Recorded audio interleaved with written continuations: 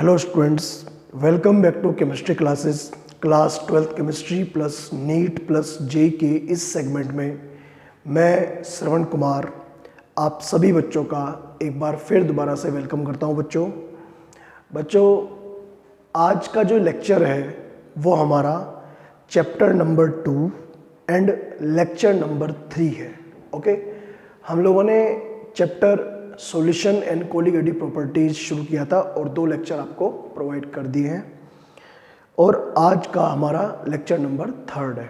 ठीक है, जैसा कि आप लोग वाइट बोर्ड के बैकग्राउंड पर देख पा रहे हो, ये यहाँ हमारा लेक्चर नंबर 2 कंप्लीट हुआ था और हम लोगों ने इंट्रोडक्शन और कंसंट्रेशन ऑफ सॉल्यूशन शुरू किया था, जिसके अंदर एक पहली डेफिनेशन आपको डिस्कस करी थी जिसका नाम था मास परसेंटेज या फिर परसेंटेज बाय मास।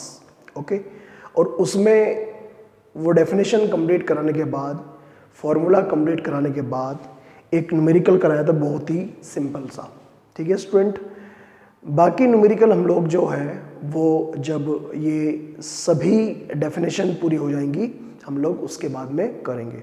ठीक है स्टूडेंट, तो चलिए हम लोग अब बच्चों 1 बाय 1 जितनी भी हमने आपको कंसंट्रेशन के पैरामीटर समझा रखे हैं कि ये हमें पढ़ाने हैं, जैसे mass percentage, mole fraction, molality, normality, जितने भी हमने आपको समझा रखे हैं 1 बाय 1 एक एक करके मैं आपको आपके सामने डिस्कस कर रहा हूँ। तो चलिए स्टूडेंट, बिना देरी किए हुए आप लोगों के सामने कंसंट्रेशन की डेफिनेशन नंबर 2 मैं अब डिस्कस करने जा रहा हूं बच्चों।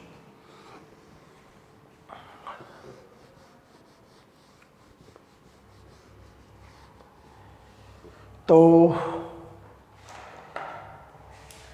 डेफिनेशन नंबर 2 जो है सेकंड नंबर पर, उसका नाम आता है मोल फ्रैक्शन। Mole fraction. तो ये मोल फ्रैक्शन क्या है? मोल फ्रैक्शन, पहली बात तो ये डिनोटेड बाय एक्स, इसे हम लोग एक्स से डिनोट करते हैं। ये जो एक्स है ये मोल फ्रैक्शन का सिंबल है। ठीक है, मैं आपको 2-3 बातें समझा रहा हूँ पहले, क्योंकि बहुत ही कॉन्सेप्चुअल पार्ट है ये। कॉन्सेप्ट अगर आपने सीख लिया तो क्वेश्चन आप लोग बिल्कुल एक सीक्वेंस में, एक सीरीज में कॉन्टिन्यूसली करेंगे, वरना फिर आपकी सीक्वेंस ब्रेक होगी अगर आप लोगों ने कॉन्सेप्ट नहीं सीखा। कॉन्सेप्ट क्या है? ये जो मैं यहाँ पर फ्रैक्शन वर्ड यूज़ कर रहा हूँ, आप लोग सभी साइंस के स्टूडेंट हैं। 2 चीज़ें होती हैं, फ्रैक्शन और परसेंटेज। ठीक है, फ्रैक्शन और परसेंटेज हम लोग कैसे करते हैं फाइंड आउट। देखिए, अगर हम लोग किसी चीज को मेजर करते हैं, अभी नोट कुछ नहीं करना आपको, किसी चीज को अगर हम लोग मेजर करते हैं विद रेस्पेक्ट टू 1, कि 1 के रेस्पेक्ट में अगर कहूँ टोटल 1 है, 1 में A कितना है, B कितना है और C कितना है। ओके, तो अगर 1 के रेस्पेक्ट में हम लोग मेजर करते हैं तो हम लोग उसे बोलते हैं फ्रैक्शन। अभी यहां पर हम लोग किसका फ्रैक्शन पढ़ रहे हैं? मोल फ्रैक्शन, मतलब मोल का फ्रैक्शन। अगर 1 मोल A के, 1 मोल B के, 1 मोल C के, ऐसे करके कुछ सब्सटेंस है, अगर हमने उनके मोल लिए तो हम लोग मोल फ्रैक्शन कहेंगे। मैंने कहा 1 के रेस्पेक्ट में, माना ये तो है 0.2, ये है 0.6 और ये है आप लोगों का 0.2। फ्रैक्शन हमेशा 1 से कम आएगा, क्योंकि फ्रैक्शन का सम हमेशा 1 होता है। जितने भी कंपोनेंट होते हैं, अगर उनमें से हर एक का फ्रैक्शन निकाला जाए तो फ्रैक्शन हर एक का 1 से कम ही आता है, क्योंकि जब उनका सम करेंगे तो एक से बड़ी वैल्यू नहीं आनी चाहिए। ठीक, समझ गए बात को। फ्रैक्शन कैसे निकालते हैं? मान लिया अगर हमें ए का निकालना है फ्रैक्शन, तो ए की वैल्यू को डिवाइड करना है टोटल वैल्यू से, ऐसे ये ए का फ्रैक्शन निकल जाएगा। मान लिया हमें निकालना है बी का फ्रैक्शन, तो बी की वैल्यू को डिवाइड करना है टोटल से। ओके स्टूडेंट, मान लिया हमें सी का निकालना है फ्रैक्शन, तो सी को डिवाइड करना है टोटल से, ए प्लस बी प्लस सी। तो जिस किसी का भी निकालना हो फ्रैक्शन, उसकी वैल्यू को टोटल वैल्यू से डिवाइड करना होता है, जितनी वैल्यू उस मिक्सचर के अंदर प्रेजेंट है। ठीक है स्टूडेंट। अब अगर मैं कहूं मुझे इसी चीज को परसेंटेज में लाना है, ये तो फ्रैक्शन हो गया। परसेंटेज का बहुत ही आसान है, फ्रैक्शन को परसेंटेज में कन्वर्ट करने के लिए 100 से कर देते हैं मल्टीप्लाई, मतलब कितना हो गया 20%। ऐसे ये कितना हो जाएगा 60%, ये कितना हो जाएगा 20%। और परसेंटेज में टोटल कितना होता है 100। ओके, परसेंटेज में टोटल वैल्यू कितनी होती है 100। तो इसीलिए अगर हमें यहां पर करना हो ऐसा, तो इंटू 100 इंटू 100 इंटू 100। ओके, तो मुझे उम्मीद है आप लोग जो कॉन्सेप्ट मैं आपको सिखाना चाह रहा हूं वो कॉन्सेप्ट आप लोग सीख चुके होंगे। ठीक है, तो अब मैं आप लोगों को मोल फ्रैक्शन समझा रहा हूं। ठीक है, चलिए इसे मैं यहां से रफ कर देता हूं और मैं आप लोगों के सामने 1 बाय 1 मोल फ्रैक्शन क्या होता है, ठीक है, उसे हम लोग कैलकुलेट कैसे करते हैं डिस्कस करने जा रहा हूं। सबसे पहली बात तो डिनोटेड बाय x। दूसरी बात कैसे करते हैं mole fraction calculate. Mole fraction of a component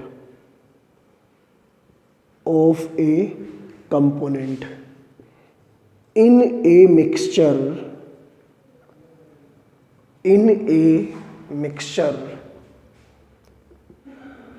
is equal to number of moles of that component, number of moles of that component divided by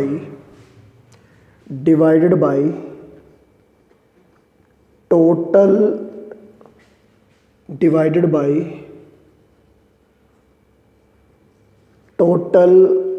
number of moles। जो मैंने यहां पर लिखवाया ना उसे ध्यान से जरा पढ़ने की कोशिश करो। क्या कहा मैंने कहा mole fraction of a component in a mixture is equal to number of moles of that component divided by total number of moles.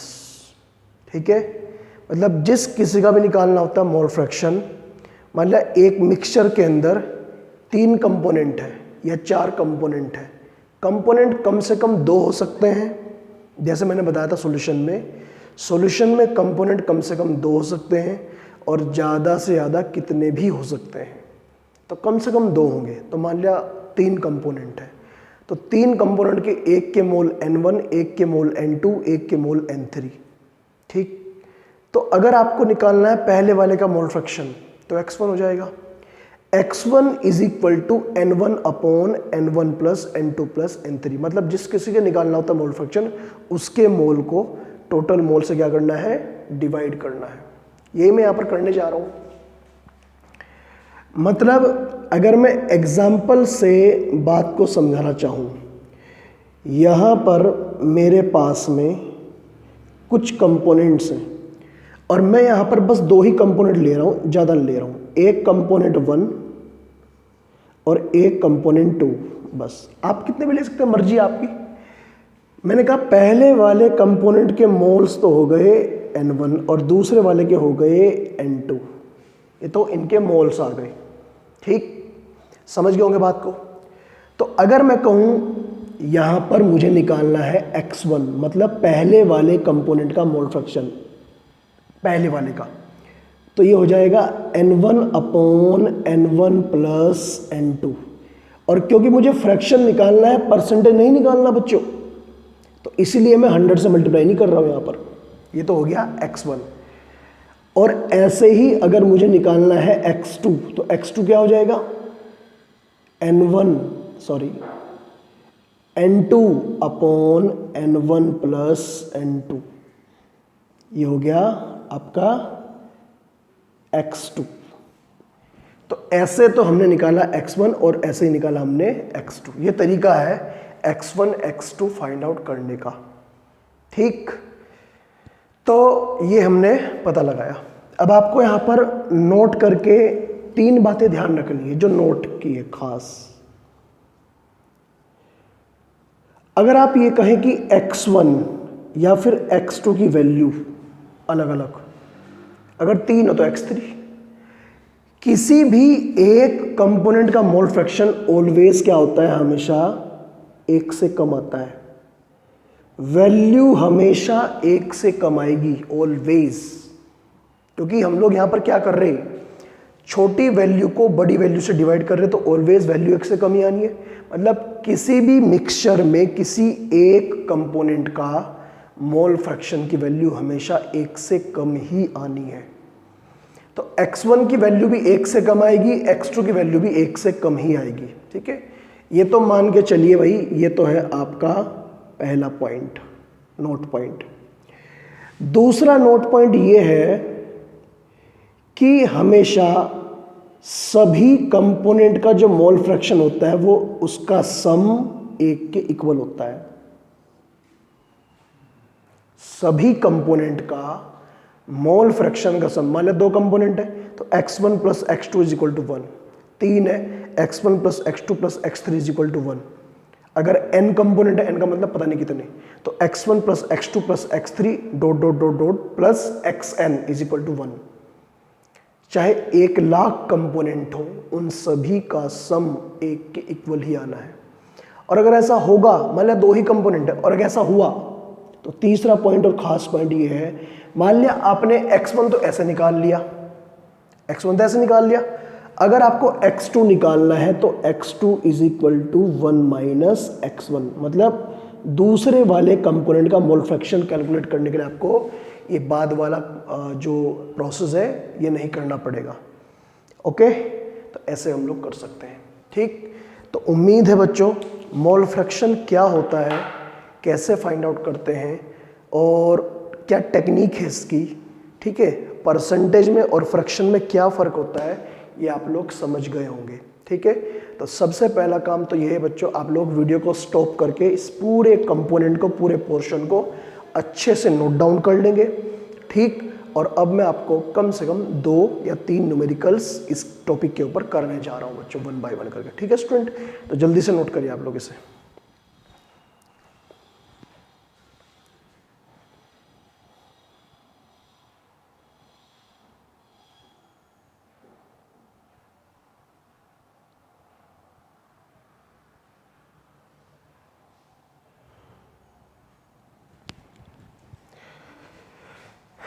तो चलिए स्टूडेंट बच्चों, उम्मीद है आप लोगों ने ये मोल फ्रैक्शन वाला कॉन्सेप्ट सीख लिया होगा।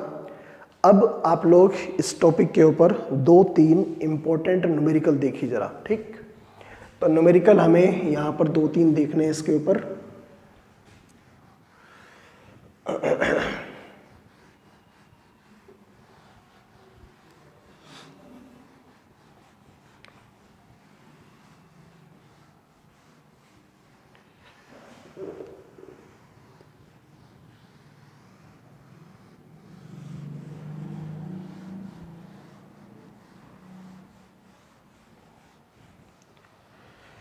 चलिए स्टूडेंट देखते हैं हम लोग न्यूमेरिकल नंबर 1, मोल फ्रैक्शन के ऊपर सबसे पहला question.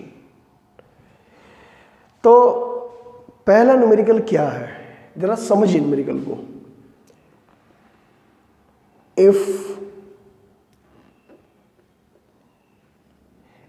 18 gram of glucose is dissolved in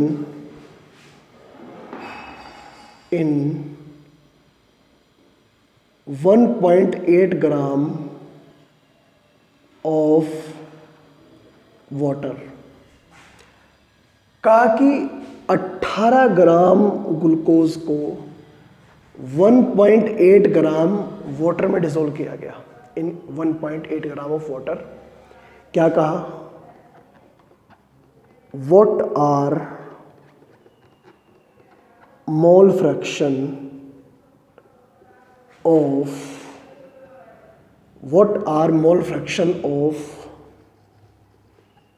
glucose and water. तो ग्लूकोज और वाटर के मोल फ्रैक्शन क्या है आपको ये बताना है। क्वेश्चन आपके सामने है। एक बार मैं चाहूँगा सभी बच्चे वीडियो को स्टॉप करके क्वेश्चन की लैंग्वेज को रीड कर ले, ठीक है। मैं बोर्ड से एक तरफ हो जाता हूँ, आप लोग पॉज करके एक बार इसे क्वेश्चन को पहले पढ़ ले ध्यान से, और पढ़ के डिसाइड करें कि आपको इसमें दिया क्या है और पूछा क्या है, ठीक है। कर लीजिएगा।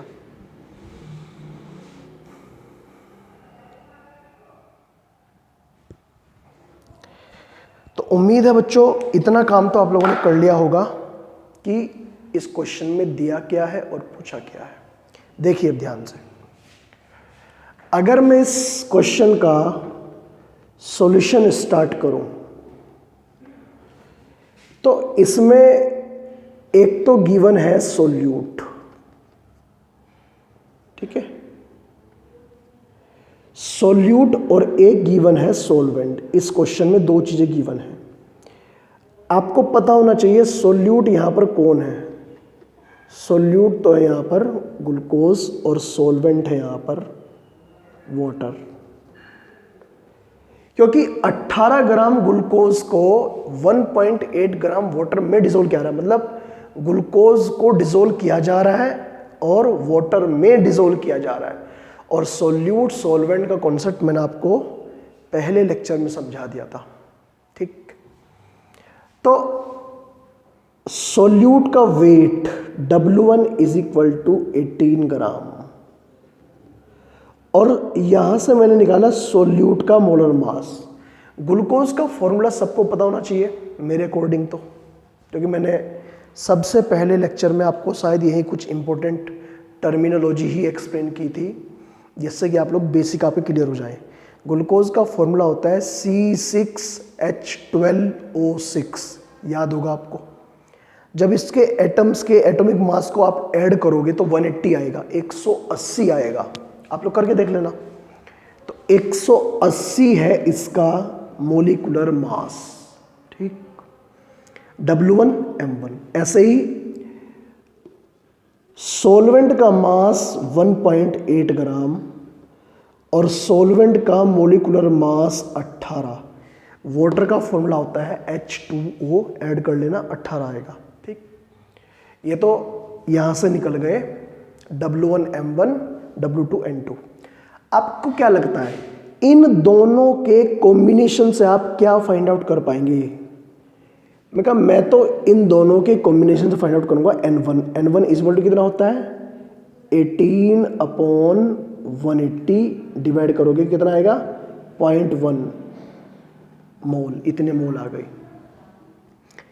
ऐसे ही इन दोनों के कॉम्बिनेशन से आप क्या फाइंड आउट करोगे N2। तो N2 is equal to 1.8/18, point से एक जीरो बढ़ गई, तो ये भी जब आएगा तो कितना आएगा 0.1। कहने का मतलब दोनों के मोल तो आ रहे इक्वल। तो जो डेटा हमें गिवन है वो हमें डायरेक्ट मोल नहीं गिवन है, हमें मोल से पहले की चीज़ गिवन है, ठीक है। और जब मोल से पहले की चीज़ गिवन होती है और मोल की नीड होती है तो मोल तो फाइंड आउट करने हमने बता रखे हैं आपको बच्चों, ठीक है। इतनी बात तो आपको सिखा रखी है कि मोल्स हम लोग कैसे फाइंड आउट करते हैं। ठीक, तो जो डेटा हमें न्यूमेरिकल में गिवन है उससे हमने क्या निकाले, पहले मोल निकाले। ओके, मोल हमारे पास में अब है, मतलब मोल डायरेक्ट नहीं गिवन है, मोल इनडायरेक्टली निकाले हमने। और अब फाइनली मान लीजिए पहला स्टेप है, अब फाइनली हम लोग जब स्टेप नंबर 2 अप्लाई करेंगे तो स्टेप नंबर 2 में x1 मतलब पहले वाले कंपोनेंट का mole fraction x1 is equal to, वैसे x1 किसका मोल फ्रैक्शन है, ग्लूकोज का। ठीक है, मैं यहां लिख भी रहा हूं,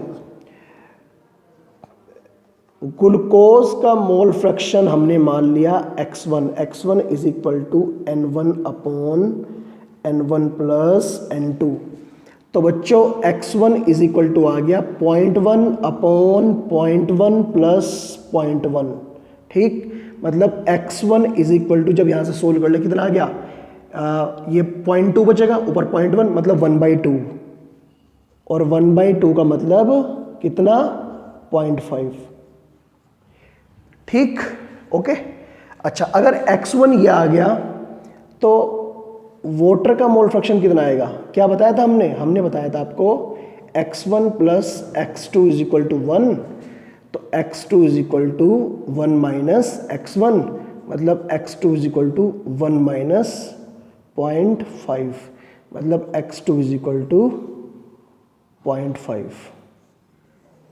ठीक है स्टूडेंट, मतलब कहने का ये है इन शॉर्ट, अगर आप फाइनल आंसर अगर आप लोग बताना चाहें तो x1 की वैल्यू भी 0.5 है और x2 की वैल्यू भी 0.5 है, क्योंकि मोल दोनों के बराबर हैं, और जब मोल बराबर होते हैं तो मोल फ्रैक्शन भी बराबर ही होता है। ये बाई चांस की बात है।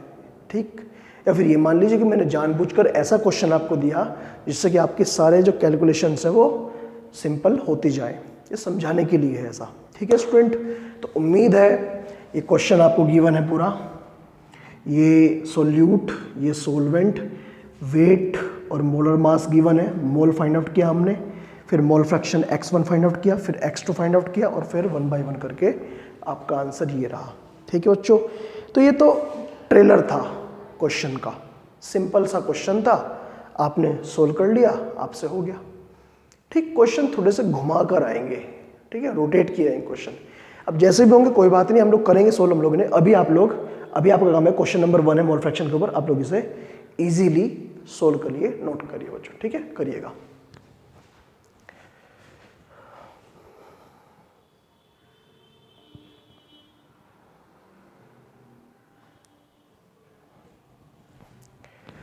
ओके स्टूडेंट, तो ये क्वेश्चन आप लोगों ने नोट कर लिया होगा, मुझे पूरी उम्मीद है। अब मैं क्वेश्चन नंबर 2 की तरफ बढ़ रहा हूं। सेकंड क्वेश्चन है हमारा, और देखते हैं क्वेश्चन आप कैसे समझ पाए।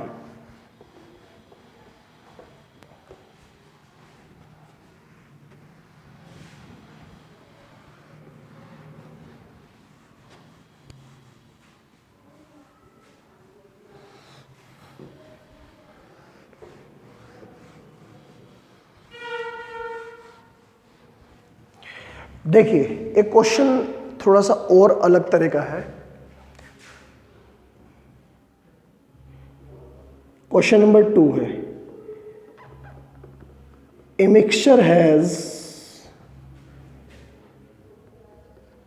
2 components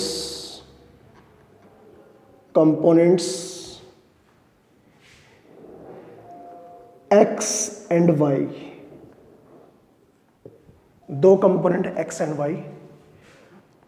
कहा कि अगर x is equal to, x के जो मोल हैं वो nx is equal to 10 moles, 10 mole है, और y के mole ny is equal to 20 moles हैं उस मिक्सचर में। तो आपको बताना है find out mole fraction of each component. Each component,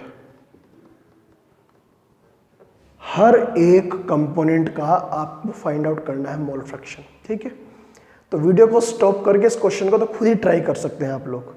फिर वही बात कि आप लोग कहेंगे सर इतना आसान क्वेश्चन आ सकता है। देखो मैं पहले चैप्टर से बात आपको समझाता आ रहा हूँ कि क्वेश्चन तो कुछ भी आ सकता है। कॉन्सेप्ट नहीं पता तो टफ है, कॉन्सेप्ट पता है तो कितना भी टफ क्वेश्चन आपको दिखाई दे प्रैक्टिस करने से पहले, आफ्टर द प्रैक्टिस वो आपके लिए आसान हो जाता है। सीधी बात ये है। ठीक है, करिए ट्राई एक बार।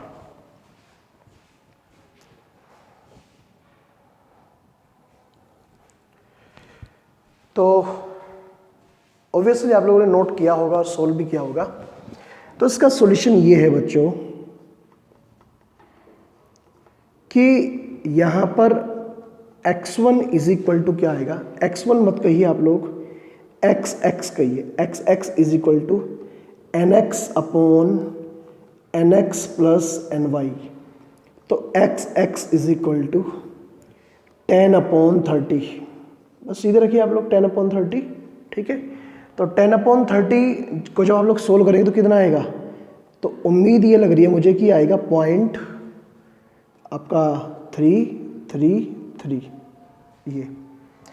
और अगर आप x2 फाइंड आउट करें या फिर xy फाइंड आउट करें तो xy इज इक्वल टू आ जाएगा आप लोग का ny upon nx plus ny, मतलब xy is equal to 20 upon 30 और 20 अपॉन 30 का आंसर आएगा 0.66। ठीक है, तो दोनों आंसर आपके सामने हैं। ऐसे हम लोग मोल फ्रैक्शन के क्वेश्चन सोल्व करते हैं। वैसे तो मुझे दो अलग तरह क्वेश्चन और कराने हैं, दो क्वेश्चन और कराने हैं, आपके सिलेबस में है वो, आपको एनसीईआरटी बुक में जब करोगे क्वेश्चन सोल्व तो मिलेंगे आपको वहाँ पर वो। ठीक है, लेकिन आज का लेक्चर इस बात के मैं परमिट नहीं करूँगा क्योंकि टाइम हो चुका है। ठीक है, एक बार आप लोग इसे ज़रूर देख लीजिएगा, वीडियो को स्टॉप करके हम लोग फिर लेक्चर को सबमिट करते हैं बच्चों।